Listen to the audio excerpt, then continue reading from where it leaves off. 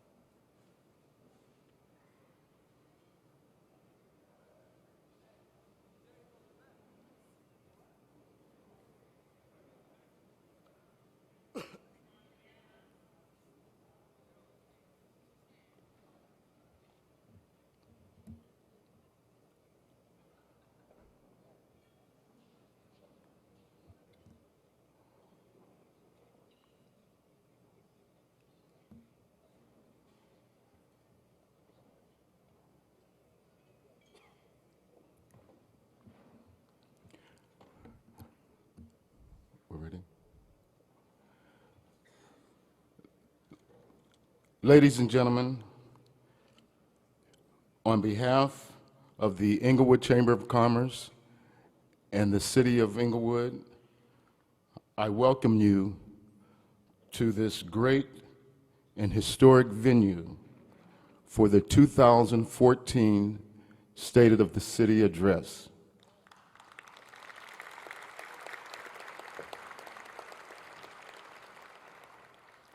My name is Roland Talton. I am the president of the Inglewood Airport Area Chamber of Commerce. And I will be your host. Unfortunate for you.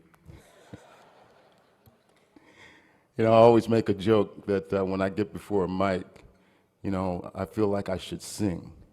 But I can tell you, this is one of the best mics that we've had and since we've been doing this, and it really makes me feel like singing.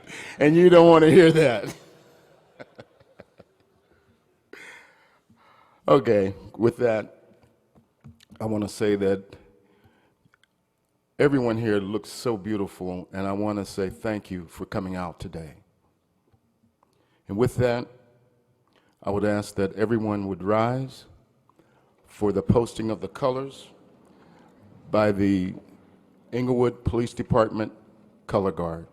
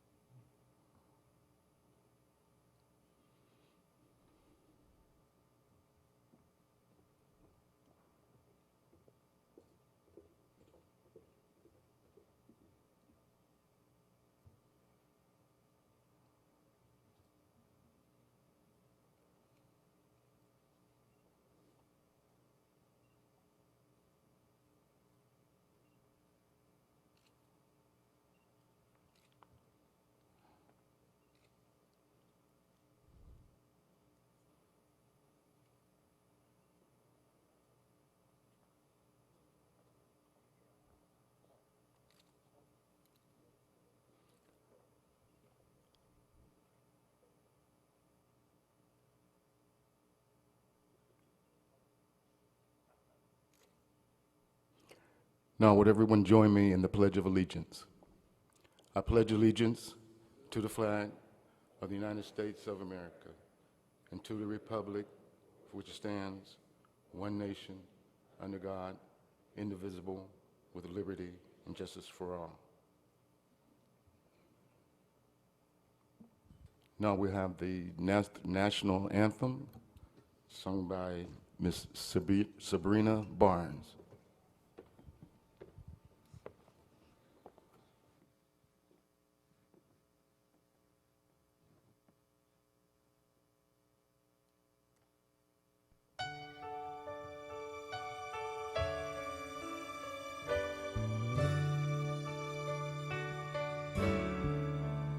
Oh, say, can you see by the dawn's early light what so proudly we hailed at the twilight's last gleaming, whose broad stripes and bright stars through the perilous fight o'er the ramparts we watched were so gallantly streamed, and the rocket's red glare, the bombs bursting in air, gave proof through the night that our flag was still there.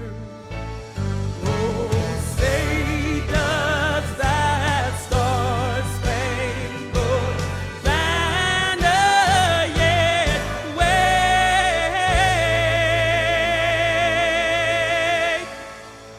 o'er the land of the free and the home of the brave.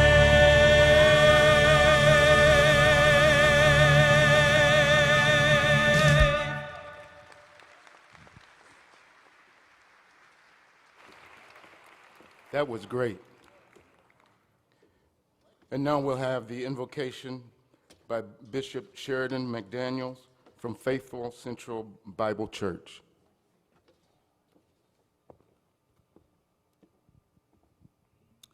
Let us bow our heads. Today, Lord, we gather to thank you for your continual blessings and guidance upon our city officials, as this assembly of leaders gather again. I ask that you grant them your wisdom to lead according to your will. I pray that, God, they will make the right decisions and that you will use that right decision for your glory. I pray that if any wrong decisions are made, that you will turn them out for our good and for your glory. Keep your hand upon Mayor Butts and this unified council as they move together as one to establish peace and prosperity in our community. God, bless every upcoming project. We thank you for completed projects in our community. I pray that our leaders will approach every upcoming project with faith, hope, and determination to complete them with utmost integrity. And Lord, we ask today that you refresh, that you refuel and revive our leadership in our community.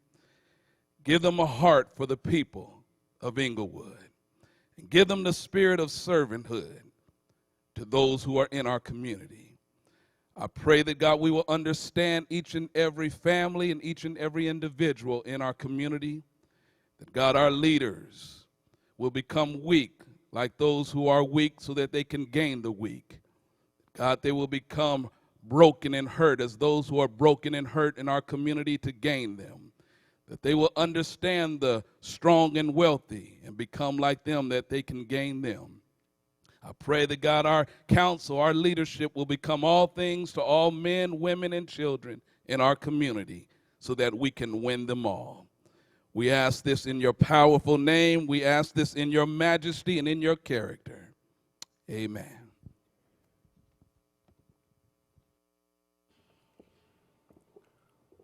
Okay, everyone can take their seats now.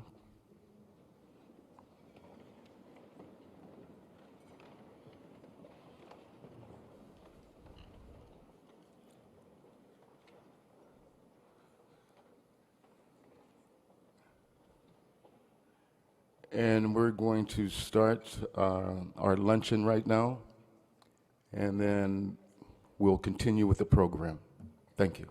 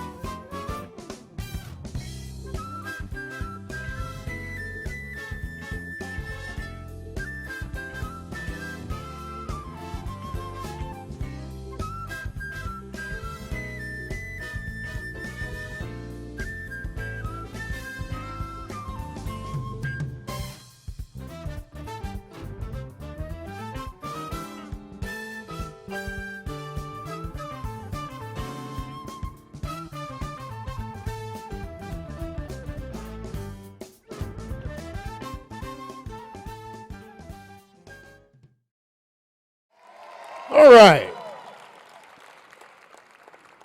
All right. I remember I was here when the Lakers were here, and I watched the game.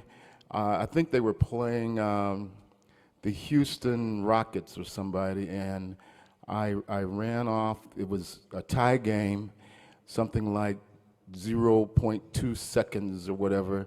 And I said, well, it's going to go to overtime, so I'm going to run to the bathroom and get back so I can see the whole thing. Well, I went to the bathroom and I came out, and it was like a fish swimming uphill. And I couldn't figure out what happened. 0.2 seconds, and I think it was Akeem Olajuwon hit the two-pointer, and we lost. You know. However, there was another brighter part. I was here and sitting in a seat, and they called my seat number and asked me to come down on the court and shoot a free throw for a car. And I came down, I shot the free throw with my best form, and I made it. So, wait a minute. They said, well, okay, we want you to come back because you have to, you're going to do it again in about a month. So I went home and I practiced and I practiced. So I'm thinking, okay, it's not going to be a free throw anymore. They're going to either have me shooting from the top of the key or from half court. So I practiced every day from top of the key, swish, top of the key, swish, half court, swish. So came back the next month, they called me down, they put me at the free throw line. And of course, it was too strong. Bang, hit the back, and off it went, and I didn't win the car. So anyway, that's my forearm story. Right now, what I'd like to do, well, before I even introduce the head table here, I want to say thank you to all of our sponsors. There's just so many that, you know, I'd be here for another 10, 15 minutes naming them all, but I want to say thank you to all of our sponsors. They are the ones who made this possible. So thank you. Now, I want to introduce our head table. Starting at my far right, we have Mr. Willie Brown, editor, publisher of the Inglewood Today.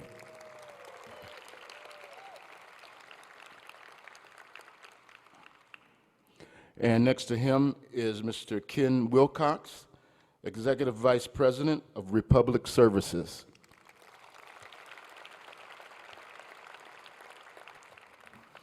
Next to him is one of the Chamber's board members, Mr. Mark Little, COO, General Counsel for Faithful Central Bible Church.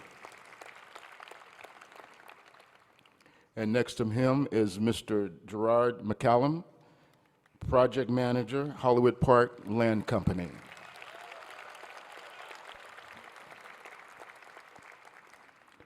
And next to him is another one of our board members, Ms.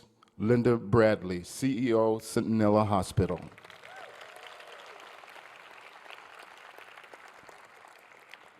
Now, I hope I get this right. I haven't practiced this in a while.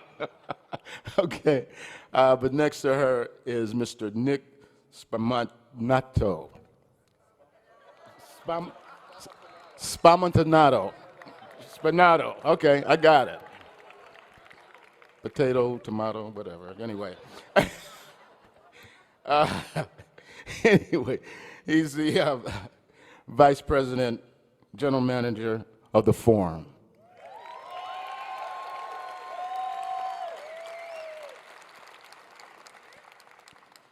And of course, next to him is our mayor, James T. Butts.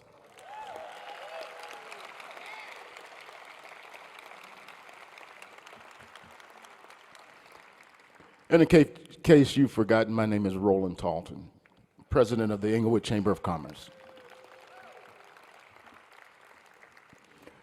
You know, I've been at several events with Mayor Butts, and now I've had to introduce him. And normally I don't do this. I give him a real brief introduction, but today is such a special day that what I'm going to do, and I know you have it in your programs, but I know the light is dim, and a lot of you have just been socializing and stuff, and you might not have time to read it. So I'm going to read it for you. And what it says is Inglewood Mayor James Butts has over 39 years of experience in the fields of public safety, municipal government, and education. He holds a Bachelor of Science degree from the California State University at Los Angeles and a master's degree in business administration from California Polytechnic University at Pomona.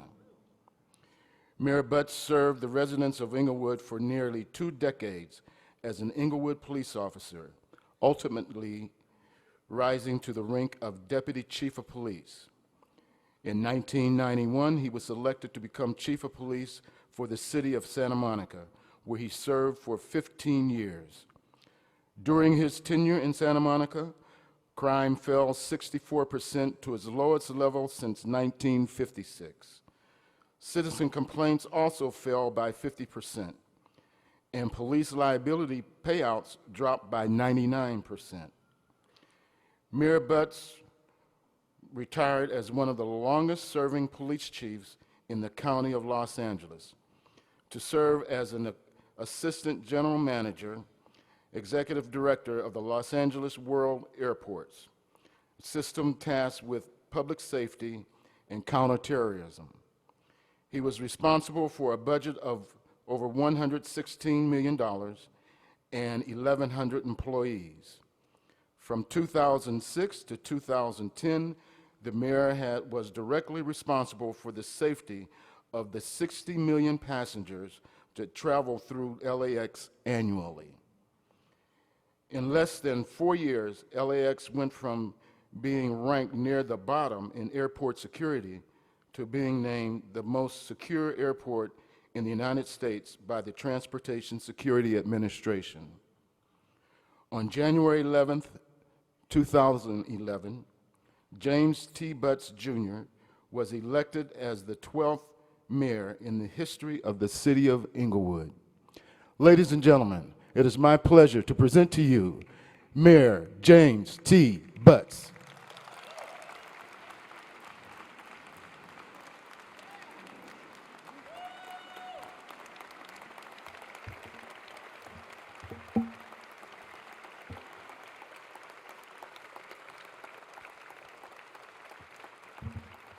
Well, thank you. And welcome to just another day in the city of Inglewood. You know, I got to tell you, I've had a lot of proud days, but I couldn't be prouder than today. You know, Chamber President told you about the things that I did, but honestly, my mother said this. She says, "What's wrong with you, Jimmy? Boy, can't you just keep a job?" I want to introduce some people that have come to share the afternoon with us. Not that everybody isn't special, but we have a few people that are really, they made an effort to be here. The first one is a former senator, a former congresswoman and board of supervisor, Yvonne Brathwaite Burke.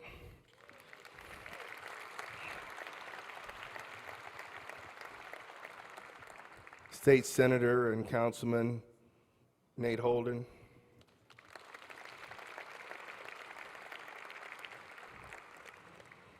Assemblyman Isidore Hall.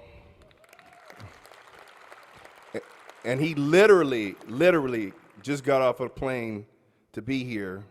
And he got here, and I really appreciate that. And I want to say that Assemblyman Hall has always been a friend and an advocate for the city. He worked with us, me, on getting some legislation changed that is responsible for about $2 billion a year in income for the city related to digital advertising. So I really want to thank you for that, Isidore.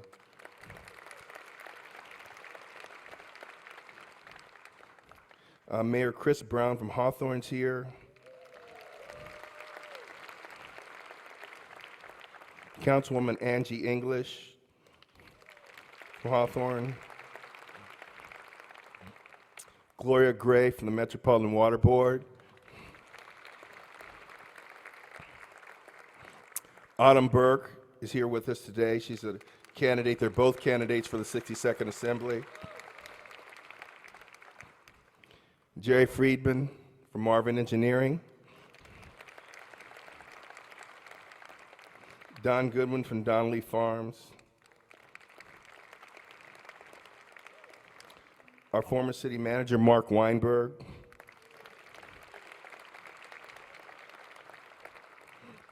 The owner of the, I was about to say Los Angeles Raiders, of the Oakland Raiders, Mark Davis is with us.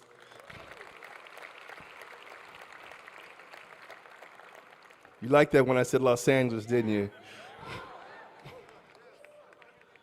Let's see.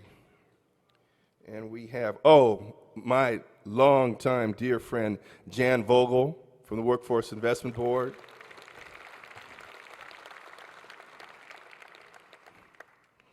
Let's see. I got these little notes here.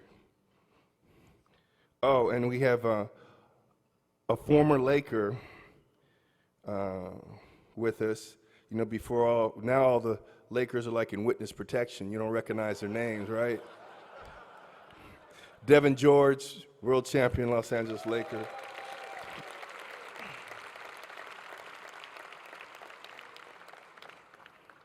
And if I missed anybody, it's because it's dark out there and I can't see you. Well, thank you for attending my 4th State of the City address. And I guess if I touch this, trying to switch it, Mike. There we go. And you know, every year we have a theme, and the theme this year is we're moving on up. And Councilman Morales and I were in the back in the dressing room. I had a dressing room before I got ready. And he said, JB, you know what? We're coming up. And I said, yeah, we are coming up, Eloy. So first of all, I want to begin by thanking the Chamber President and the entire Inglewood Airport Chamber of Commerce for once again hosting this event. Please give them a hand. Our chamber is superb, and its work has added synergy to the progress that we've experienced recently in Inglewood. And first, I want to thank all of those that worked so hard to put this together. My dear friend Linda Bradley from Sentinel Hospital, my assistant Melanie McDade, Eric Holly from the Chamber, Irene Baker from Madison Square Garden, Sid Grinfig from Madison Square Garden, Jill Preslinski from Madison Square Garden. She got all these consonants all in a row. And Tanisha Johnson from the city of Inglewood. I also want to recognize the biggest VIP in the room, and that's my daughter, Katrina Butts.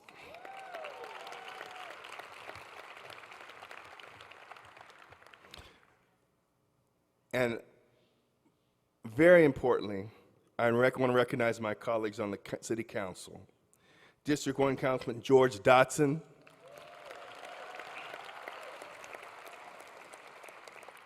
District 2 Councilman Alex Padilla,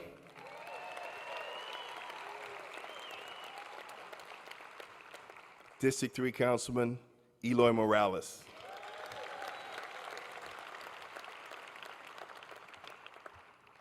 I also want to recognize our fabulous city treasurer, who I call the Deputy Mayor, Wanda Brown, and our wonderful city clerk, Yvonne Horton. Yvonne, could you stand up for a minute? Could you stand up, Yvonne? Oh, you are? Oh, there you are. Is Jerome all right? Well, because where is he? No. I got an email from him at 10 a.m. It said he's in the Philippines, and he got robbed last night, and he needed me to send him money. I just wired him $1,000. Oh my goodness. It's a hoax.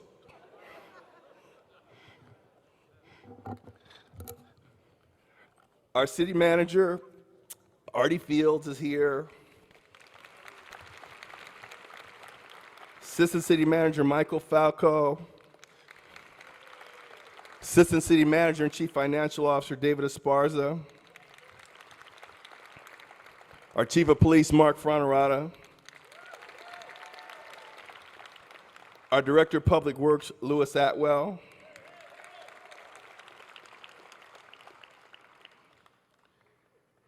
And I want you to really recognize Sabrina Barnes, our Director of Parks and Library Services. Because Sabrina's really happy because at the other venue where we hold this, she has to bring her own music up to the stand and play it on a little radio. And now we have audio.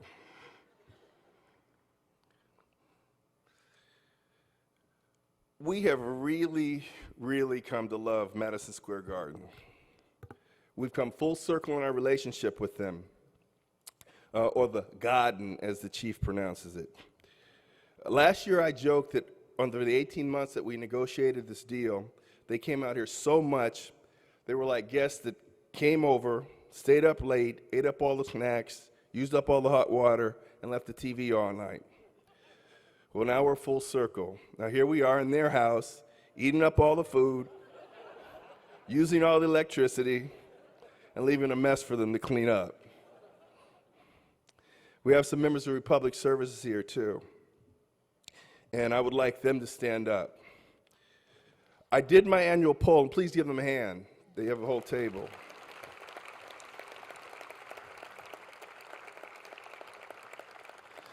I did my annual poll at the city garage sale, And one of the things that I always ask about is how they feel about our trash services. And they still get very, very high marks. I drive the city, I drive the alleys, and they've never been cleaner, despite the illegal dumping that continues to occur. And that doesn't happen by accident. Another thing that this company is doing, they've received a training grant to train residents of the city, among others, that don't have commercial licenses, to teach them to drive so they can take jobs with their company. They've hired 17 people in the last 18 months from the city of Inglewood, and that's a commitment, and we appreciate that.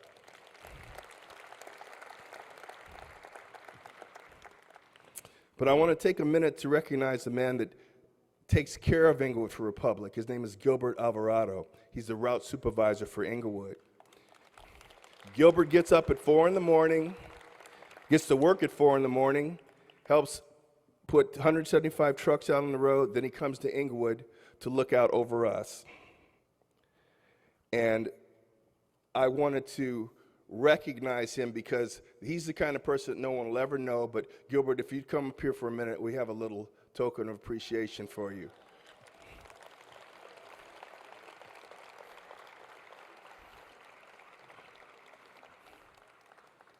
Come on, Gilbert, it's getting dark.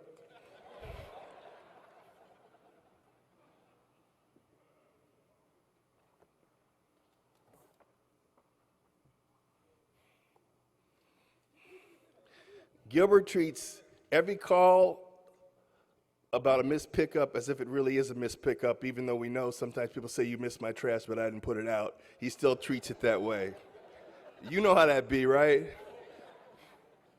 Gilbert, thank you very much. We appreciate you. Jesus, it's an honor. Man. Whew. Thank you. I'm honored, Mayor. All right, thank you really very appreciate much, it. Gilbert. Thank you. Appreciate you. All right. Thank you.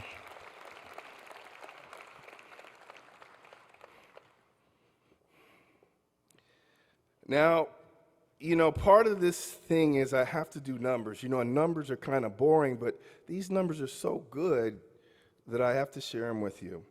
But before I do that, I want you to learn a little bit more about me. I feel that you learn more about a man or a woman when you assess how they handle their adversity as well as success. And the pain that people go through has a large impact on who they ultimately become. When I came to the Inglewood Police Department, I was the 7th black officer hired here, and there was significant racial tension and discrimination. Between 1974 and 1980, while I was a street officer, I was personally involved in 4 encounters with armed suspects and shot at in 3 of those occasions. Bill Thompson, one of my old partners who now works for the Forum, was involved in 3 armed encounters, and another friend of ours, Sergeant George Aguilar, was also involved in 3 armed encounters. More than any officers on the department at that time, where a suspect was found to be armed after the officer-involved shooting investigations were completed.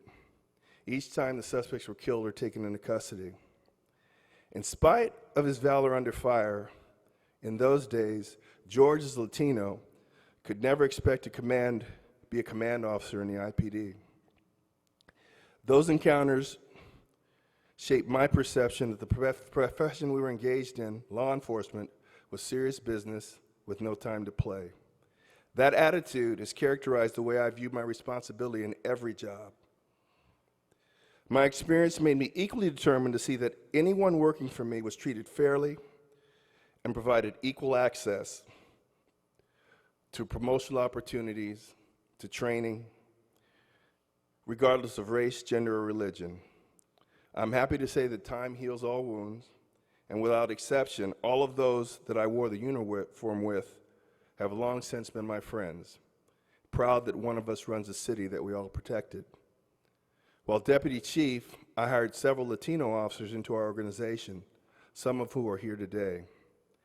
I'm proud to say that Chief Fronterata has promoted one of those officers as the first Latino captain to rise through the ranks in the history of the Inglewood Police Department. David Salcido, effective April 12th.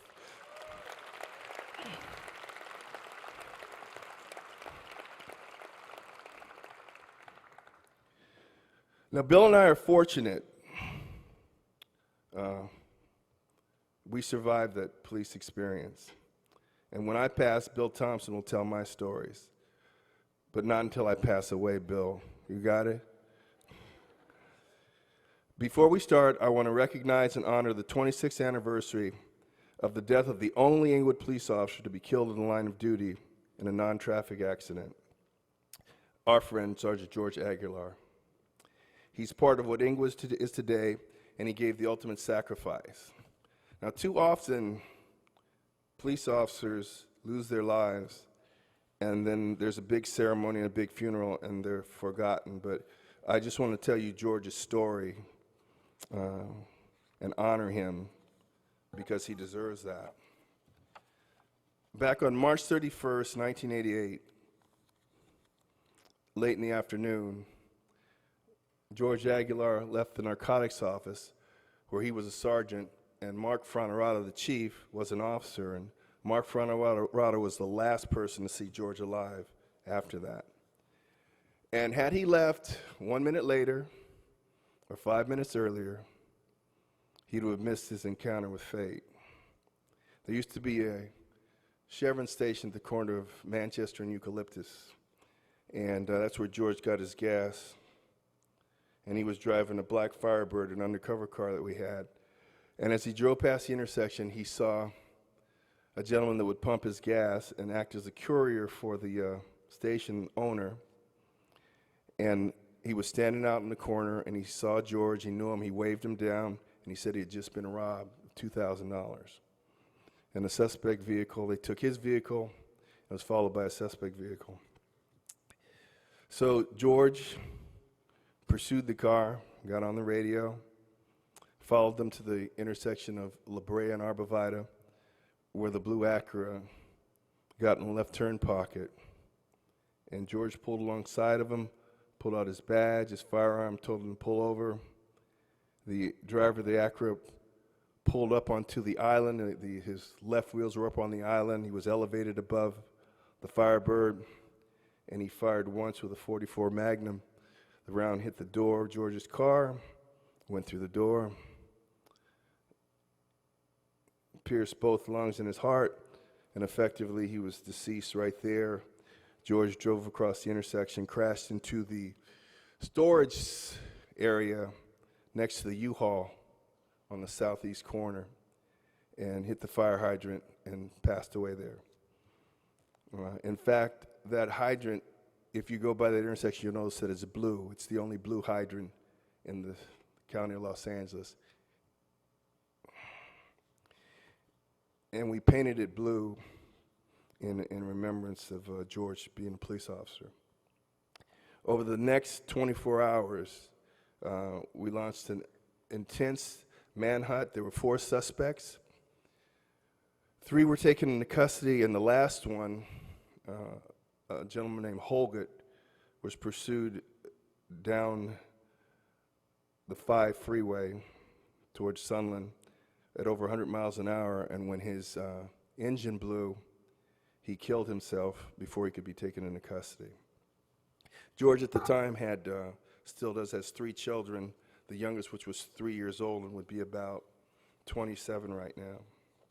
And so I just thought it's right that he not be forgotten. And so I want to thank you for your indulgence.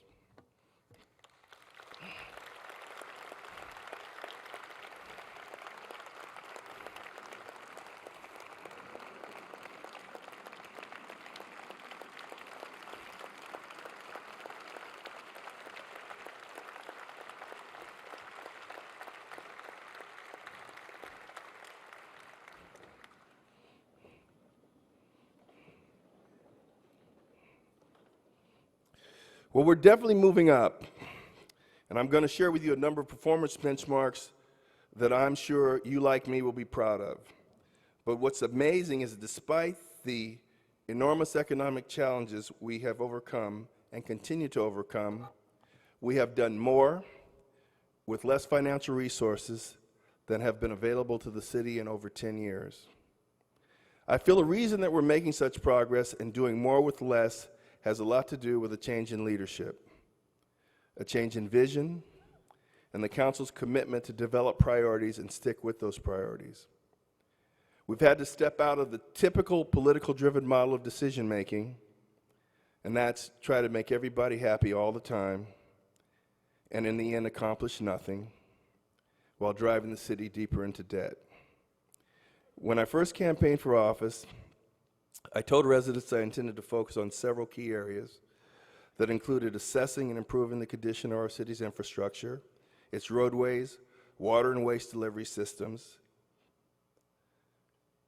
public safety and crime, assessing the effectiveness of our residential sound insulation program, economic development, and stabilizing our financial situation.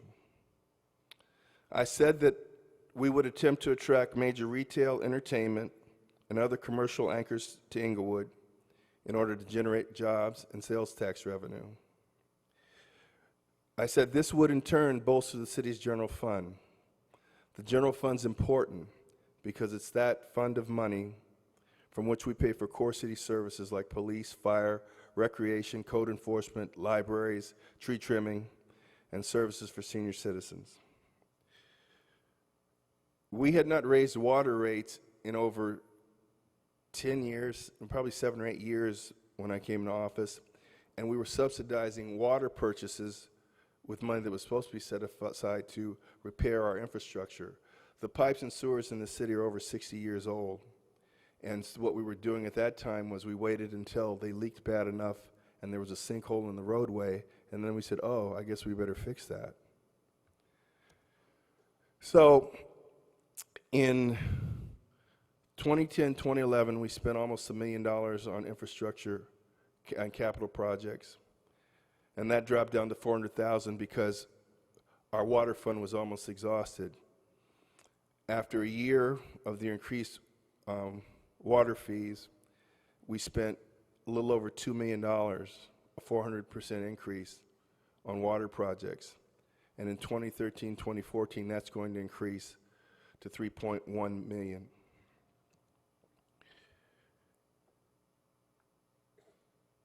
And here's the length of pipes that are going to be replaced. We went from 6,000 linear feet to 14,000 linear feet in 12-13, and we're going to go to close to 20,000 linear feet in 2013-2014. Now that's significant because we had committed to doing 1.8 miles per year, and we've averaged now 2.7 miles per year over that 3 years. We've far exceeded our goal.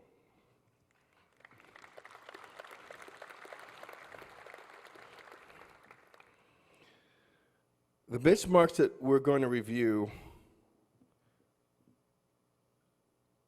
are largely due in substance to the work of the city manager, our assistant city managers, our chief of police, our director of public works, certainly Louis Atwell, and Sabrina Barnes, and I want to give them a lot of credit for what I'm about to talk about.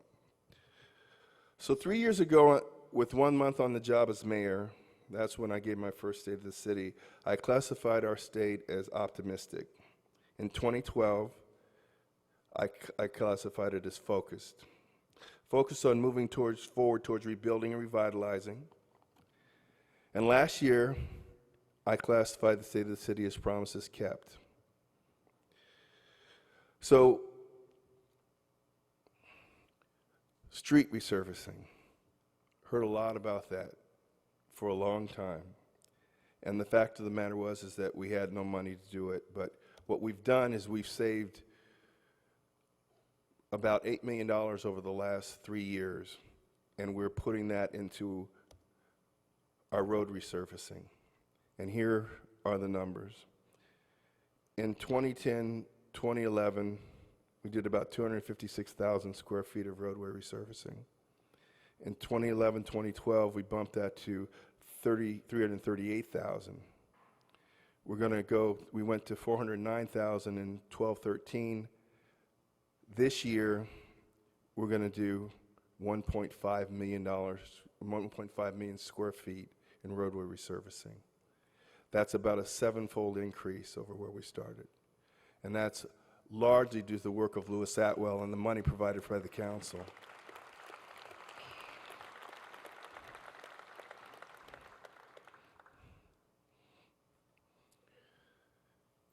And this is the monies that are going to be spent.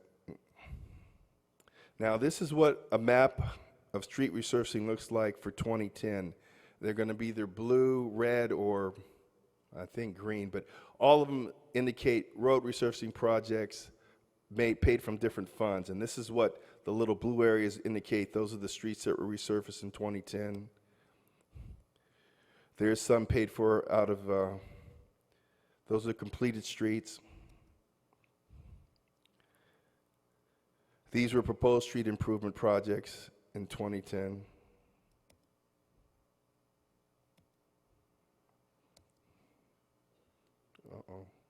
So anyway, and these are the proposed street improvements for this summer.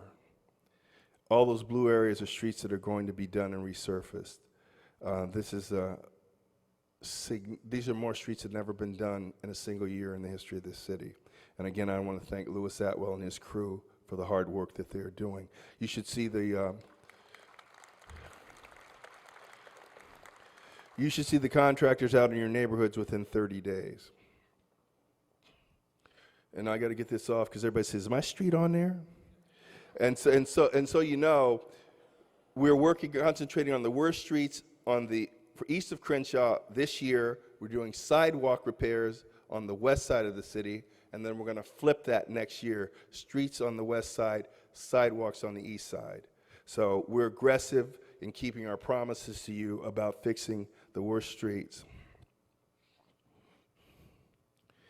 In 2013, Inglewood experienced a 1% overall decrease in crimes reported compared to 2010, and that number is virtually unchanged from 2012. We've recorded the 3 lowest consecutive years on record for overall and violent crime during my tenure in office. If you look back to 1991, that's on the big end of the graph,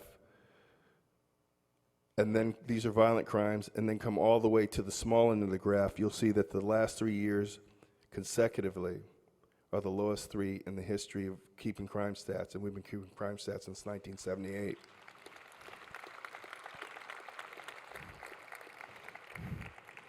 I want to give recognition to Chief Mark Franerata, Captains Martin Sissick, Marie DiBernardo, David Salcido, and the men and women of the Inglewood Police Department.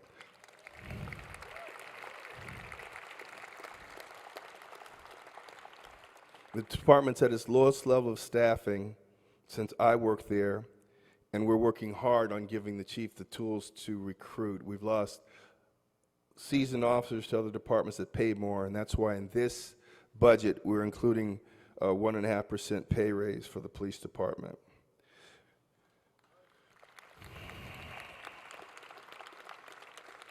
We're also implementing our 4th civil gang injunction.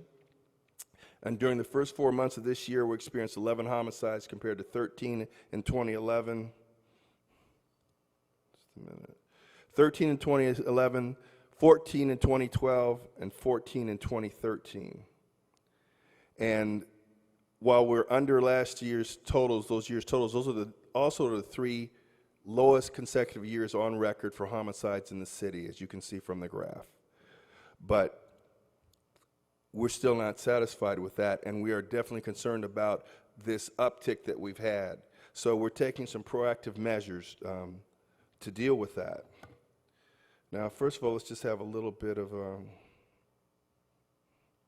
see if I'm doing this right. Discussion about homicides. We had 11 homicides. 8 were gang-related, 3 were undetermined origins. Gang-related homicides are difficult to suppress at times because, like domestic homicides, they occur a lot of times between people that know each other, know their patterns, and they know when they're going to do what they do, and they do it. But that's still doesn't relieve us of our responsibility to suppress this type of activity, and we've done a great job of doing it the last 3 years and will continue to. So here are some things that we have planned and that have been in the works for quite some time, actually. Within 30 days, we're going to have a U.S. Marshals Pacific Southwest Region Fugitive Task Force work in Inglewood. They'll be here for 3 to 4 days a month. We'll have 8 to 12 people that focus strictly on these gang-related incidents, and the U.S. Marshal will pay for any IPD overtime that's associated with that task force. We're going to purchase a new CAT, computer-aided dispatch and records management system. Our current system's 25 years old. It's archaic, to say the least. It was the one we developed when I was a captain in the police department, and I've been gone for 20 years. And it must be replaced. And again, that's why we have worked at saving money to fund public safety enhancements and to fix roadways. We're going to implement a camera system in the following parks.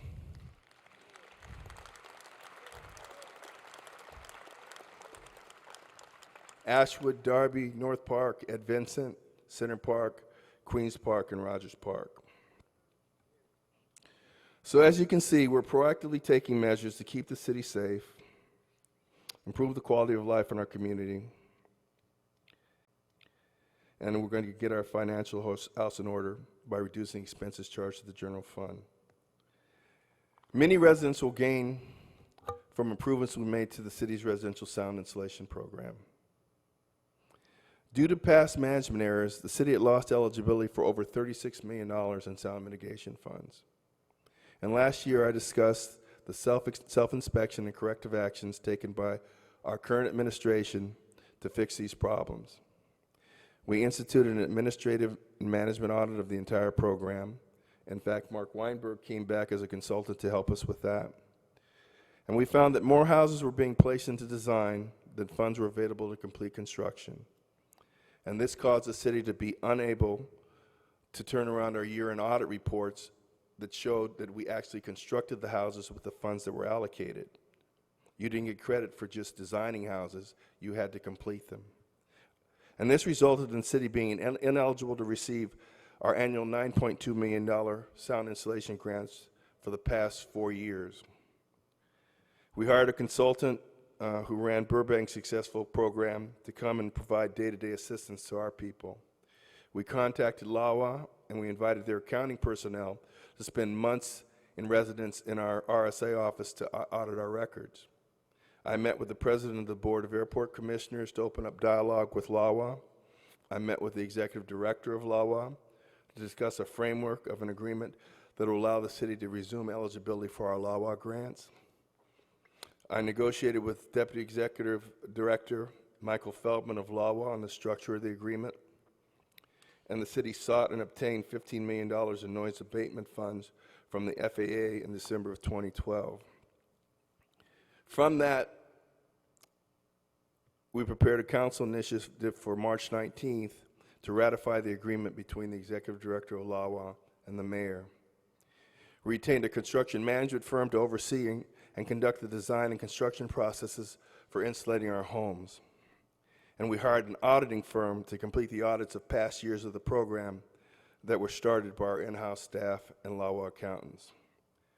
On March 23rd of 2013, after over a year of negotiations between myself and LAWA, I and the executive director signed an agreement that would allow us to complete the installation of 2,000 homes in the next 24 months, the equivalent of $50 million.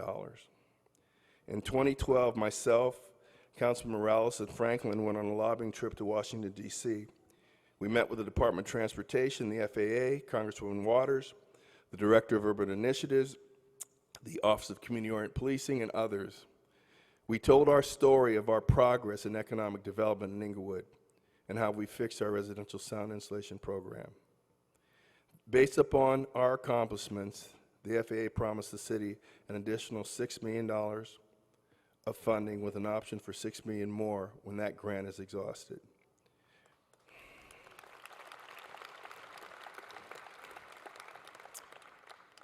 We haven't had to use it because law has provided us so much money. We sought support for the applications and we'll make applications shortly for police and officer and hiring grants. We've received over $3 million in police retention grants that, again, help the general fund, allowed us to free up money to spend money on infrastructure, those infrastructure things I talked about. We have maintained and expanded our connectivity in Washington, and it's brought over $33 million in FAA and policing grants to Inglewood since I took office in 2011. As a result, between March of 2013 and this past March, 1,020 homes were insulated.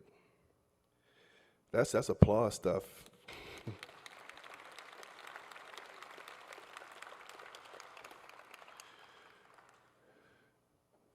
For the calendar year of 2013, we did 600 homes. And as you can see, in 2010, we did about 95 homes. But if you go between March and March, we did 1,020. So the most homes we've ever done in the history of the program is 400. And we did 1,000 in 1 year.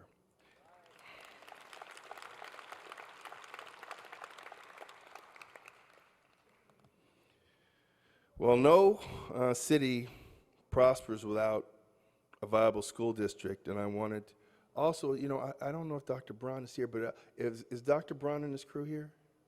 Please stand up and give Dr. Braun and his people a big hand.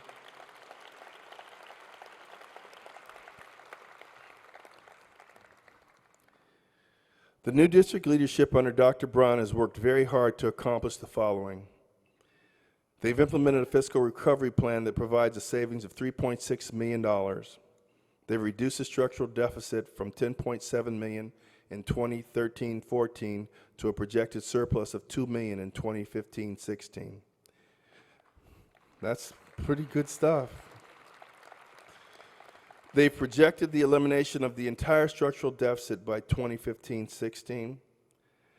They state there will be no further drawdown of the $55 million state loan.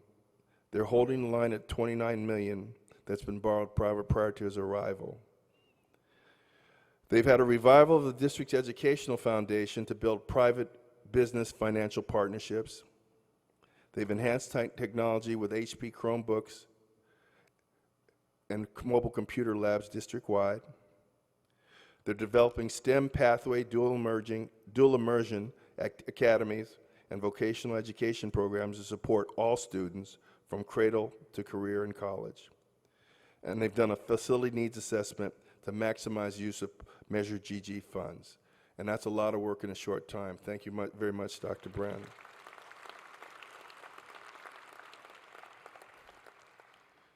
Now, you know, there was a time when if you didn't have a railroad going through your town, you weren't part of the future. Well, right now, if you don't have wireless access, you're not part of the future. And there's a group titled CETF that is working with the district and working with the city to explore using seed funding from the state to make broadband access available to low-income families so that all families now can monitor their children's report cards online, so that all families will have access to school-based information to better help their children succeed. And so we want to be part of that. We embrace it, and you'll be hearing more of that as time goes by. So thank you very much, Dr. Brand.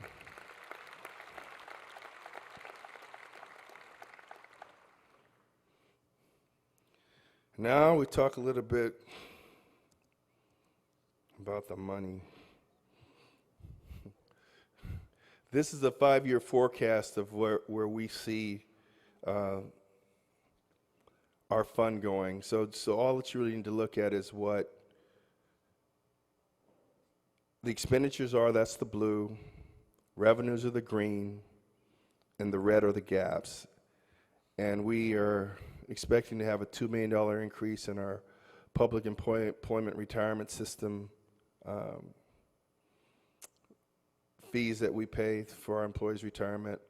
We also have a built-in structural deficit of a little over $5 million at this point for a lifetime medical program that was extended to all employees.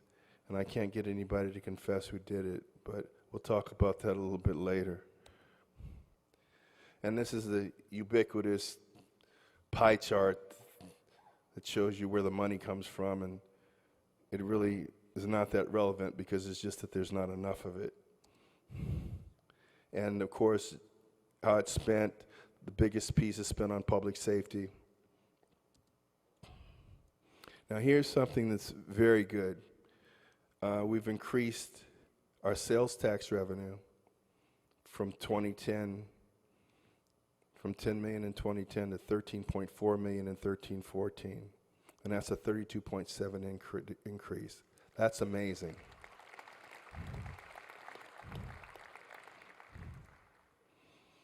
And then here's our past history of using general fund reserves. In between 08-09 and 09-10, we burned through about just under $32 million in reserves.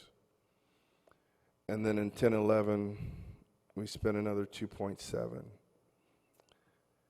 In 11-12 and 12-13, we actually had balanced budgets. And I want to thank our Chief Financial Officer and our City Manager, Artie Fields, for the good shepherding of the money, and the council for having the discipline to hold on to things like the $5 million franchise fee we received from Republic when they became our franchisee. In 13-14, we expect that deficit to reoccur, and we're just going to have to make it work. You know, that's what we do, and we'll figure it out. But we are definitely on our way because, as you can see, our revenues are holding steady, and now we expect them to start to grow. And this is a chart that tells you what we've done with reserves. When I came into office, we had $13 million in the bank. We now have $22 million in the bank. And I promise you, those reserves that are spent are going to be spent to make prudent decisions as it relates to buying off unfunded liabilities, paying for public safety enhancements, and fixing your streets and roadways. And again, this is another 5-year forecast of what we predict our revenues will be in the outlying years. And that's just a best guess. Very good news on the real estate front. The real estate industry looks at homes that are sold in a given year, and they take the average sales price and they compare that to the last year. Well, in 2011, from 2011 to 2012, the average sale price of a home in Inglewood increased by 12%. From 12 to 2013, the average sale price increased 27.7%. So over the last 2 years, an average home sold in Inglewood sold for 40% more than it would have sold 2 years ago.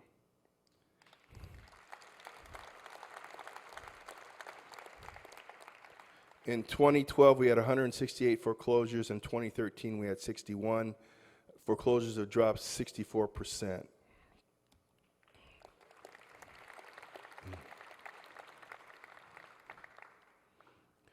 Okay, so now we're going to talk about retirement medical. And this I'm going to really take the time with.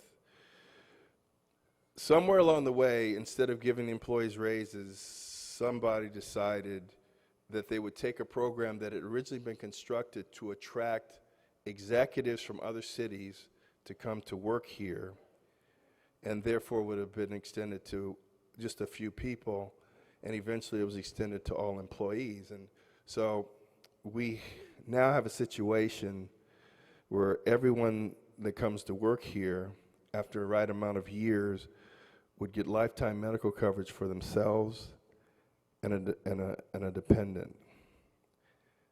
Even if that employee were to marry that dependent after they left here, that person too would get lifetime medical with no cap on an escalation of premiums.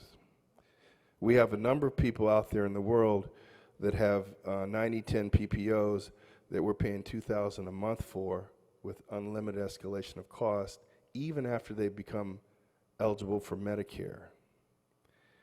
So right now, with the people that are out there, that are already out there, our unfunded liability is $117 million.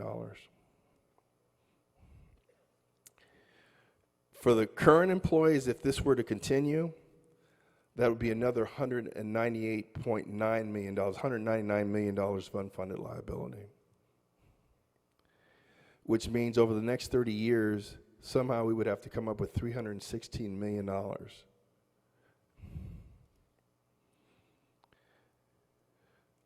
The out-of-pocket expense right now is a little over $5.5 million. It's expected to go to $6 million in 2014. Now, by unfunded, I mean that no one ever put aside any money for this. It's pay as you go.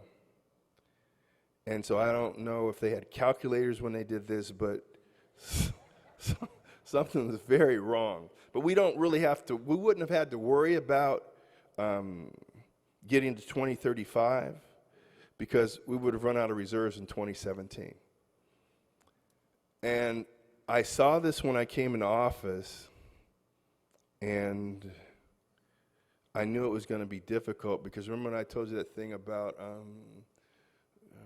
behaving like politicians as opposed to shepherds of the community, because this makes people unhappy when people think that they're promised something, even though nobody's put any money aside, even though it's in an MOU, a memorandum of understanding that expires. People that come to believe this is what I was promised, and you know how it is when people think they're promised something, and I empathize with that. But the reality was that it was a false promise, because the city would be bankrupt, and not only would this debt be discharged, but also everyone that's out there getting lifetime medical right now. And so just for bringing this up, they were kind enough to pick it outside my mother-in-law's house with a little flyer that said I was like Scrooge in a top hat. But it was a good picture of me, so I appreciated that. It was a good picture. So what we've done is, you know, we've held the line, and what we're doing is we're offering something in lieu, a stipend in some cases that terms out after 15 years, and it's just for the employee only. And we've set aside some reserves to buy down this unfunded liability. And we've had 3 groups agree, and if everybody agrees that $199 million, that unfunded liability will be under $40 million, which is a drop of 80%, and that will be what we try to do. So that means ultimately that $317 million we'll have to pay out $153 million over the next 30 years, which we feel that we can do. But to put things in perspective, if we had not promised and given out this lifetime medical benefit, we would have a balanced budget right now. And then the form is fabulous again.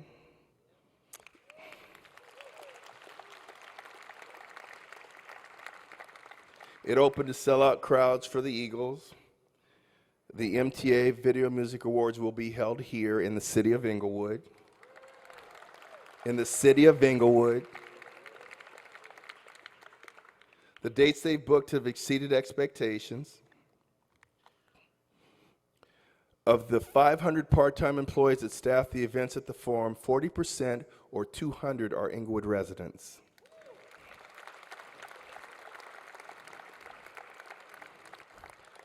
This is in addition to the 200 residents that worked on the construction phase of the rehabilitation, some of whom received job training to work other jobs with the companies that worked here. Hollywood Park has begun their infrastructure work. That is worthy of applause. Because, you know, I've had some people that mocked the entry-level jobs that we have here at the Forum, but let me tell you something. Everybody's not ready to start off as an engineer. Some people need to learn customer service skills, what it means to be on work on time, good work habits, and thank God that we have a place for them to do that here in the city of Inglewood.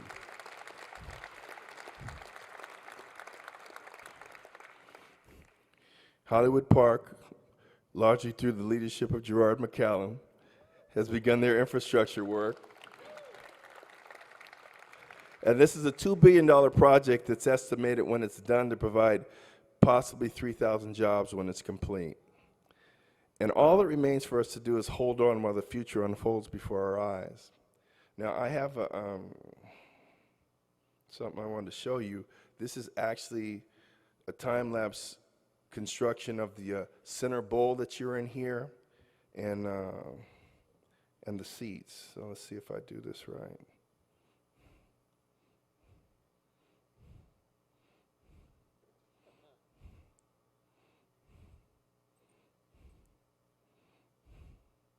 So actually, they constructed this area in about 15 seconds. It's amazing to me.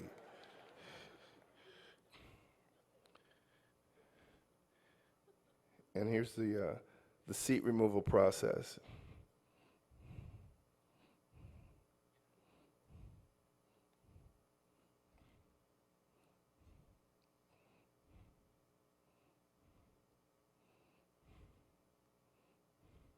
So by my estimate, they actually had the form done in a day, but they sandbagged us on the rest of the time.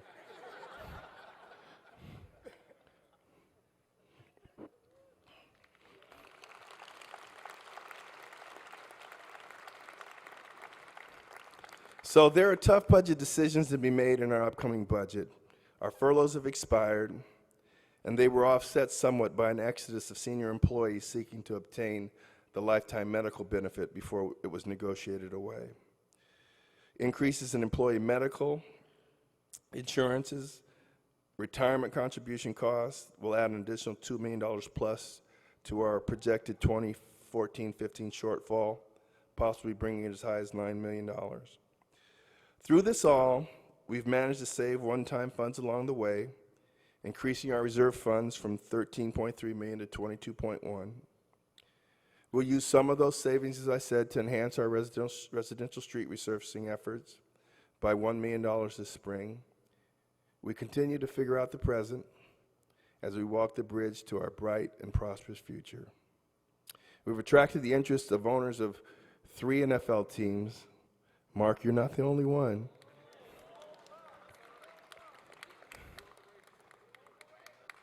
And it's no secret that we're actively being considered as a potential site for the construction of a state-of-the-art football stadium. When there's more to tell, we will tell you. The council and I will be focused on the development of revenues based upon being an entertainment destination city and develop more revenue from digital advertising. We have grown revenues from digital advertising to $2 million per year since I've been in office. Remember this, a miracle is something that's not supposed to happen, but it happens anyway. We've had several miracles in the last 3 years that have manifested themselves because of the hard work of our employees and the smart decisions by our executive team. And this is my favorite poem, so if you've heard it before, too bad.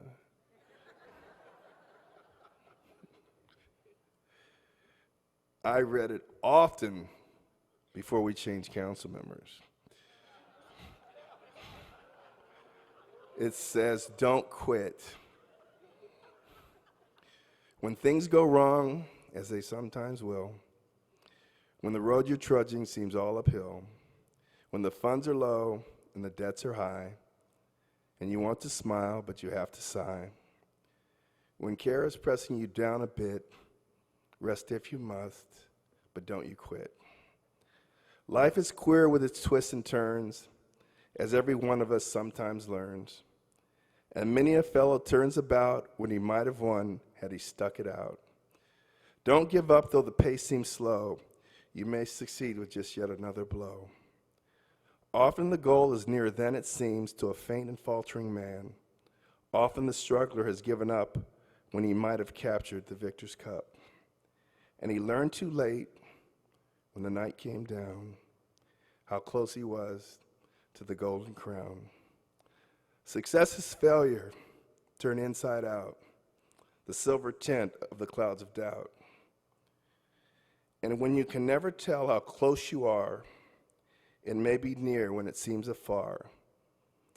So stick to the fight when your heart is hit. It's when things are worst, you must not quit. Thank you very much.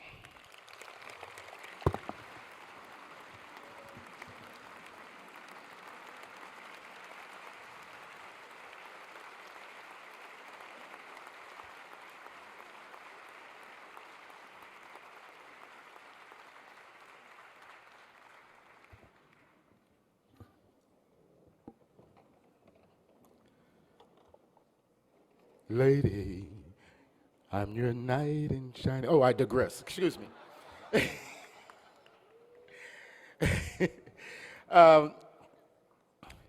What have we learned here today? You know, Inglewood is known as the jewel of the South Bay. It has been not shining, but from the words of our mayor, he's telling us that he is dusting it off and it will be shining brightly from here forth. So thank you, Mayor, for everything that you're doing. Now with that, we're going to close. For those of you that haven't already taken the flowers off the table, I don't want any fighting. And as I looked out over the crowd here, I saw that just about at every table there was a lady. So, for the ladies whose ever birthday is closest to today, you may have the centerpieces. Okay? Thank you once again for coming out. We really appreciate you. Love you. Expect to see you again. Thank you.